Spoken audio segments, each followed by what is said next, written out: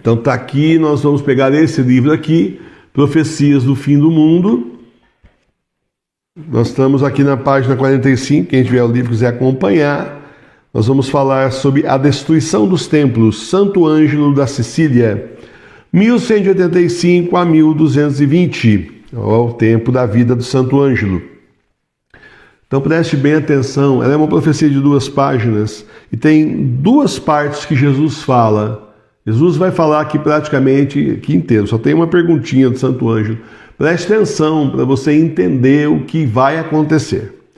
Quando o Santo Ângelo viveu 5 anos como eremita no deserto, Jesus lhe disse: Sabe, Ângelo, servo meu, a cidade de Jerusalém, a Galileia e toda a terra da promissão, Capadócia e Egito, com muitas regiões da Ásia e da África, passados poucos anos, passarão todas para o poder dos ismaelitas, no caso, os muçulmanos.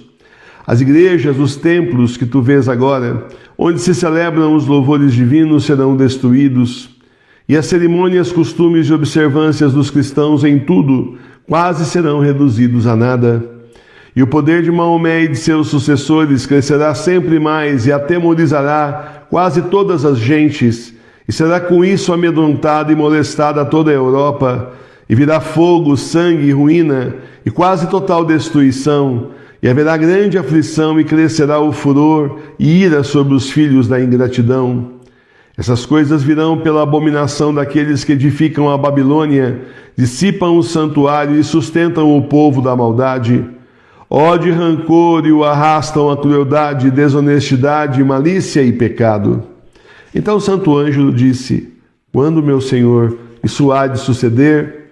Cristo respondeu: Quando a igreja, despojada do seu esplendor, jazer como uma viúva, quando a cadeira do pontífice romano seja posta em contradição, quando se levantarem os hipócritas com cor e pretexto de santidade e religião, defraudarem os povos, e a igreja estiver cheia de seitas, nas quais reinarão a soberba, a ambição, a luxúria, com todo o esquadrão de seus filhos, quando os príncipes divididos guerrearem e um bispo estiver contra o outro, e as mulheres se tornarem ministras em lugar dos sacerdotes, e quase seja tirada toda a paz do mundo, e da discórdia nasça a morte, quando os hereges prevalecerem e a fé estiver quase extinta, e os seus pregadores se derem a vaidades e loucuras, então meu eterno Pai mandará seu furor e permitirá que os filhos da ingratidão sejam atormentados pelos inimigos do meu nome.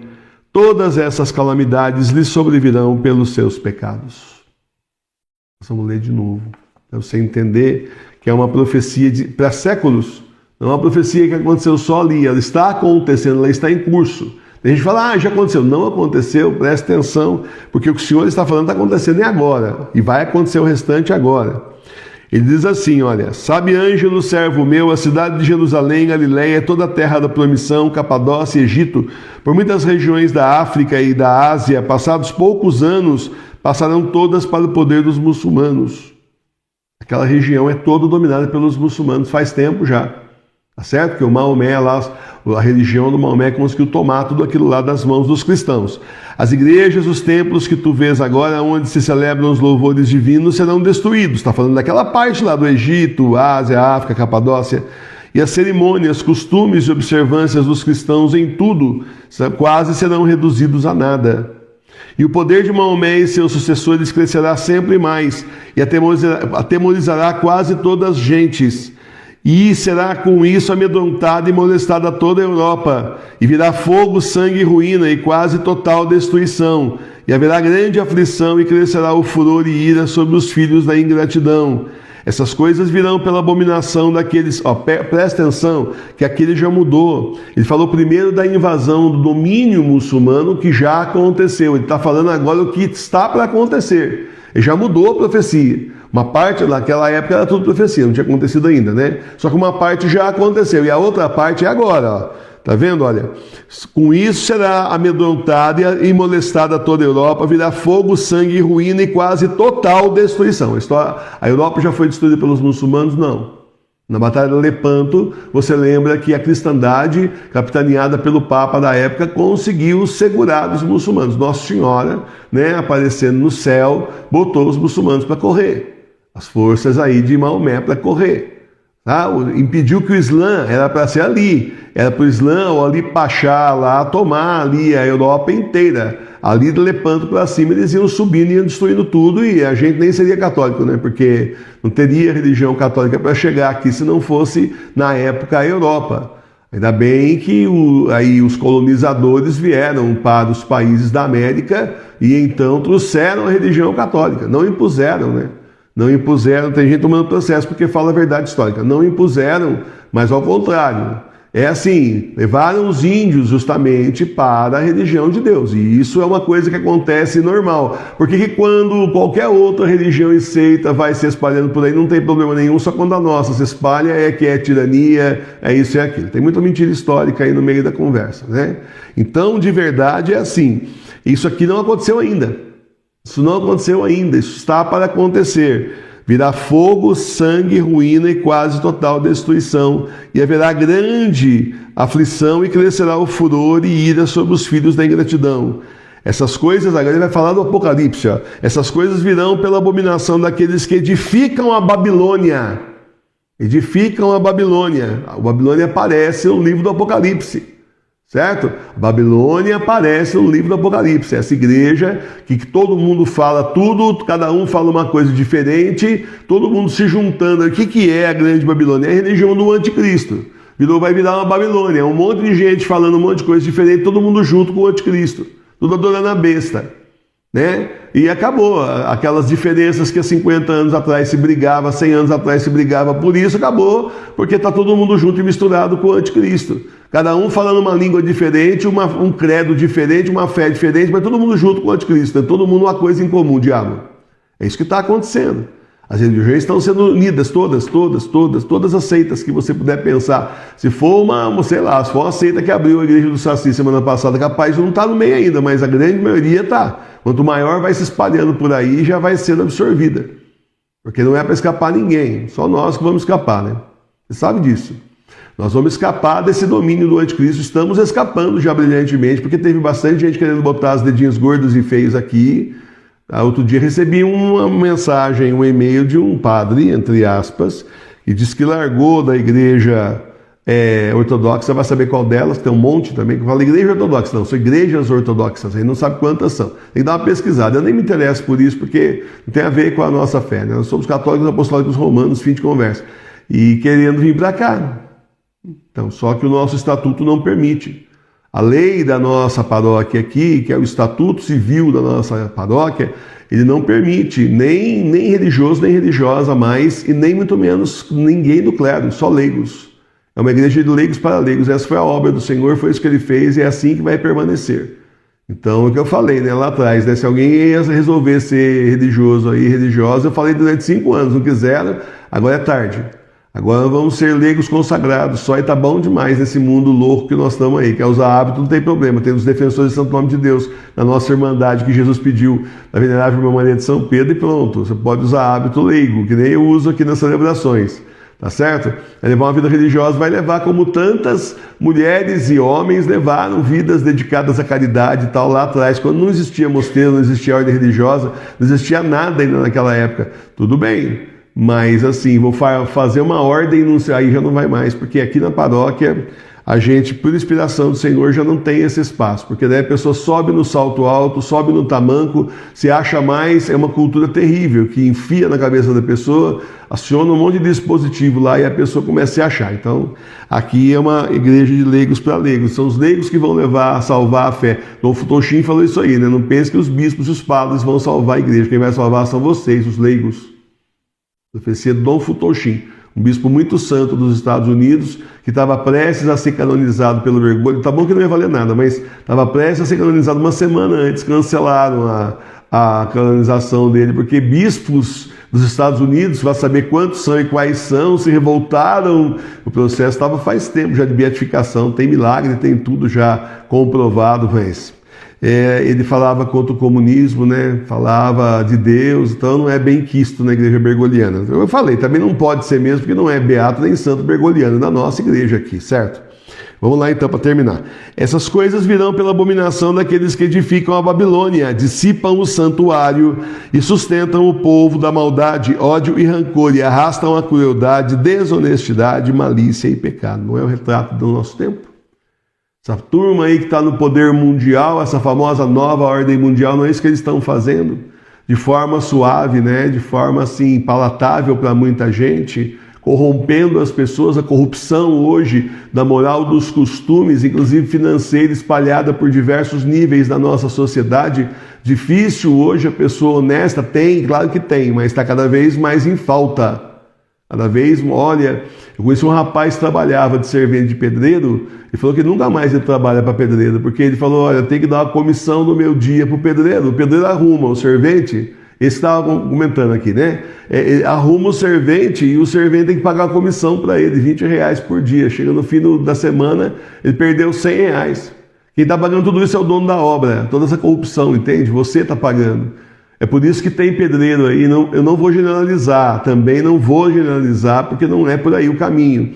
Mas está cheio de gente aí que fala, eu só trabalho se fosse fulano de tal que é o servente, que é de minha confiança. A minha confiança é humana que ele dá no final da semana, na sexta-feira, na hora do acerto de contas.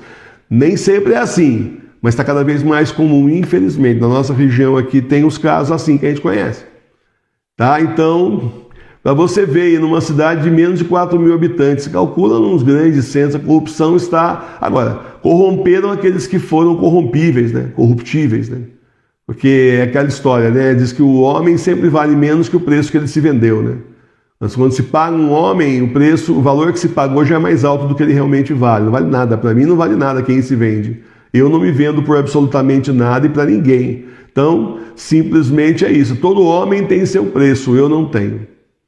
Uma vez estava conversando, cheguei 7 horas da manhã no depósito de construção lá perto de onde eu morava, pegar lá umas peças lá e conversa mole, aquela hora da manhã, precisando ir embora para a escola trabalhar, aquela conversa mole, o dono do depósito com o outro conversando e o cara do trás do balcão, né, o cliente falando, todo homem tem seu preço. Estava falando de corrupção naquela época aí, escândalo político, né? Nossa, faz tanto tempo, você nem lembra quem estava no poder, mas tem sempre escândalo, né? E aí o dono da loja concordou, eu falei, eu não tenho preço. Aí os dois ficaram quietos, botaram a violina no saco, morreu de vergonha e acabou a conversa. Cristo respondeu-lhe, quando a igreja, olha agora, quando a igreja despojada do seu esplendor jazer como viúva, quando a cadeira do pontífice romano seja posta em contradição, o que está acontecendo hoje? A cadeira do Pedro não está mais aqui, né?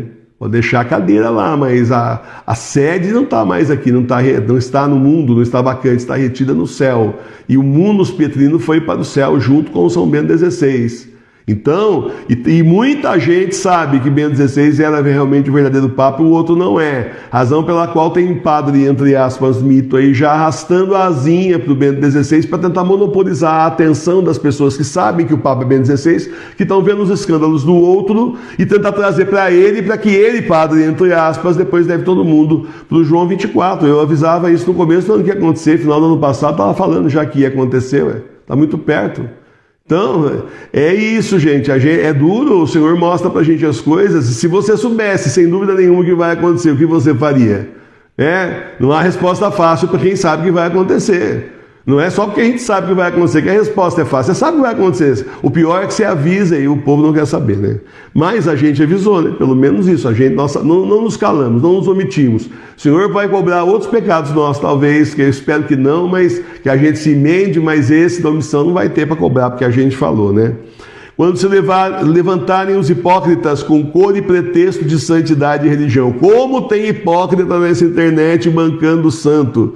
Não só pessoal do falso clero, mas pessoal do falso leigo também. Tudo excomungado aí, querendo levar as pessoas para a falsa igreja.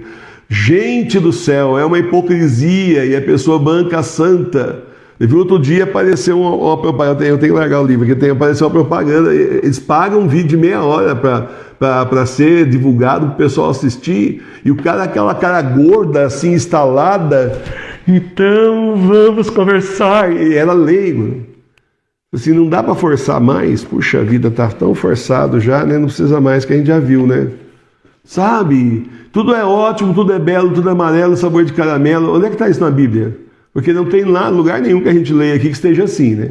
Nem foi, nem é, só será quando a gente estiver no céu com o Senhor, depois na Jerusalém Celeste.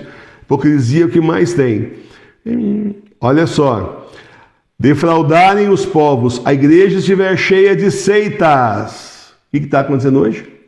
Cheia de seita. Cheia de seita dentro da Igreja Católica Apostólica Romana, melhor, Igreja Bergoliana, vamos melhorar aqui. Cheio de seita dentro da Igreja Bergoliana. O chefe deles lá diz que a igreja dele é dos apóstolos, cismáticos, heréticos, que negaram batismos, que perseguiram a fé. Então, está cheio de seita. Cada hora é um negócio diferente lá dentro, cada um na sua. Liberdade religiosa, cada um na sua, mas dentro da nossa igreja não, né? Na nossa igreja tinha que ser só a igreja. Na igreja deles, nas seitas deles, cada um no seu, cada macaco no seu galho, como falava antigamente, tudo bem. Mas não assim, essa turma se enfiar em uma. É um enfiado no outro. Qual o problema? O padre da minha paróquia também é espírita. O meu padre é maçom. Então, é isso que o senhor está falando aqui. Se estiver cheio de seitas, nas quais reinarão a soberba, ambição, luxúria. Soberba, um orgulho terrível que essa gente tem, mas um orgulho terrível. Isso não é só para clero, entre aspas, é para leigo também. Um orgulho, uma soberba, se acham. Acho que não é mais igreja, é posição social. Ambição, todo mundo querendo ganhar grana. Eu falei quase todo mundo, vai. A turma do clero aí, olha, é difícil conhecer um padre que não queira, entre aspas, que não queira ser bispo, né? Ou pelo menos pegar uma paróquia melhor que rode mais dinheiro, né? E leigo, gente, não vamos generalizar nunca, né? Mas a gente conheceu um padre aqui que ele foi muito mal visto na paróquia dele. Foi assim, a turma queria tirar ele de qualquer jeito. Por quê? O antigo padre fazia festa permitia festa nas comunidades direto. Uma vez por mês tinha festa toda na comunidade. Só que ele não controlava o caixa. Então adivinha os leigos espertinhos roubando a igreja. Aí chegou o padre novo, ele falou, não, tudo bem, vamos fazer festa assim, eu tenho até uma equipe de confiança minha aqui que vai tomar conta do caixa. Acabaram as festas. E ficaram contra ele, começaram a denunciar ele para o bispo. Por quê? Porque eles não faziam festa para levantar dinheiro para a igreja, eles faziam festa para roubar. Aí ele com a equipe dele lá, o negócio ficava bolocrochô. Nós chegamos aí uma vez ver, nós fomos uma missa, depois tinha festinha, o negócio bolocrochô, porque simplesmente o dinheiro não ia ficar na mão dos espertalhões da comunidade. Olha só, gente aí que era presidente da comunidade roubando a igreja. Você acha que um cara desse está roubando o quê? O céu dele mesmo, né? Vai ficar tudo aqui, o cara está roubando o céu dele mesmo, está conquistando o inferno, comprando o inferno com dinheiro de roubo da igreja. Sinceramente. Olha.